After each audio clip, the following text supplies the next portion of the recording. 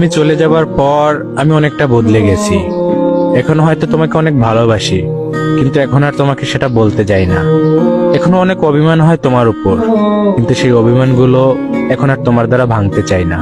সত্যি বলতে এখনো তোমার সাথে অনেক কথা বলতে ইচ্ছে করে, কিন্তু সেই ইচ্ছেগুলো নিজের মধ্যে মেরে ফেলতে শিখে গেছি।